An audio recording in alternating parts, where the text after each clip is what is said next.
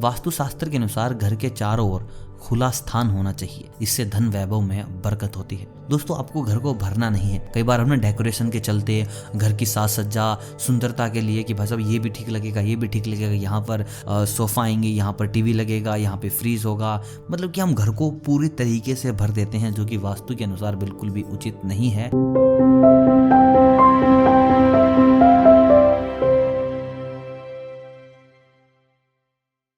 दोस्तों, आज के समय में हर इंसान सुख सुविधाओं से भरा जीवन बिताना चाहता है। अपने सपनों को पूरा करने के लिए हम दिन रात कड़ी मेहनत करके पैसा कमाते हैं। कई बार हमें हमारी मेहनत के अनुरूप फल नहीं मिलता। इसके अलावा कई बार बेवजह धन खर्च हो जाता है।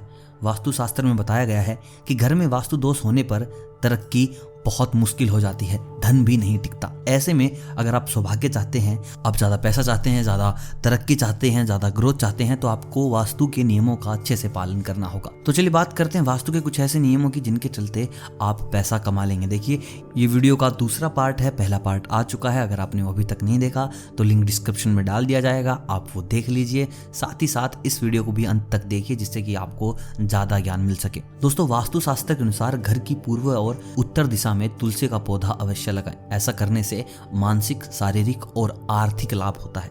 देखिए, अगर आप मानसिक रूप से तंदुरुस्त हैं, शारीरिक रूप से तंदुरुस्त हैं, तो सबसे बड़ा लाभ यही है। अगर आप इन दो जगह पर अपने आप को हष्टपुष्ट पाते हैं तो समझ लीजिए आप आर्थिक रूप से भी एक न एक दिन जरूर हष्टपुष्ट हो जाएंगे। तो आपको याद रखना है, घर के पूर्व या उत्तर दिशा में तुलसी का पौधा बहुत अनिवार्य है, जरूरी है। दोस्तों, गहनों को चलते हुए कभी भी नहीं पहनना चाहिए। दोस्तों, कई बार हमें ना ज्ञात नहीं होता, हम कुछ भी काम करते हुए गहने पहनने लग जाते हैं। खासकर घर की जो महिलाएं हैं वो तैयार होती कुछ भी काम करने लग जाती हैं, जहां पर वो चलते चलते कंगन पहन रही हैं या फिर सोने से बने कुछ और आभूषण, जिनके चलते आपकी तरक्की में बाधाएं आ जाती हैं। अगर आप सोने का कुछ भी आभूषण पहन रही हैं तो आपको याद रखना होगा, आप एक जगह पर अच्छे से बैठकर उनको पहनेंगे। चलते चलते ऐसा बिल्कुल भी आप नहीं करेंगे। अगर आप ऐसा कर रहे हैं तो आप अपनी तरक्की में खुद रुकावट बन रहे हैं। दोस्तों, बात करते हैं तीसरे नियम की। दोस्तों, पूर्व या उत्तर दिशा में गहने पहनना बहुत शुभ माना जाता है। कहते हैं इसमें करने से आपकी जो प्रतिष्ठा है उसमें बढ़ोतरी होती है, जो मान सम्मान है उसमें वृद्धि होती है। तो आप जब भी कंगन पहने या सोने से बना कोई भी आभूषण आप पहने, तो आपको हमेशा अपने दिमाग में इस चीज़ का पूरा ख्याल रखना है। आपकी जो बैठने की दिशा होगी वो होगी पूर्व या फिर उत्तर। दोस्तों, आपको एक और दिशा का बहुत ज़रूरी ज्ञान रखना है। घर में भूल कर भी शीशा पश्चिम या दक्षिण दिशा में ना लगाएं। देखिए, अगर आप ऐसा कर रहे हैं तो आप अपनी प्रगति में बाधा बन रहे हैं। ऐसा बिल्कुल भी ना करें। जो घर का शीशा है वो पश्चिम या दक्षिण दिशा में बिल्कुल भी ना लगाएं। अगर दोस्तों मैं बात करूं मधुर रिश्तों की, पति पत्नी के प्रेम की, तो आप बेडरूम में शीशा ना रखें। ऐसे करने से पति पत्नी के रिश्तों में दरारें आ जाती हैं, रुकावटें आ जाती हैं, कड़वापन आ जाता है। तो शीशा बिल्कुल भी ना रखें। अगर आपके पास स्पेस है ही नहीं, आपकी मजबूरी हो चुका है बेडरूम में शीशा रखना, तो सोने से पहले उस पर चादर रख दें, यानी कि आप उसको ढक दें। उसमें अपने जो प्रतिबिंब है उसको बिल्कुल भी ना देखें।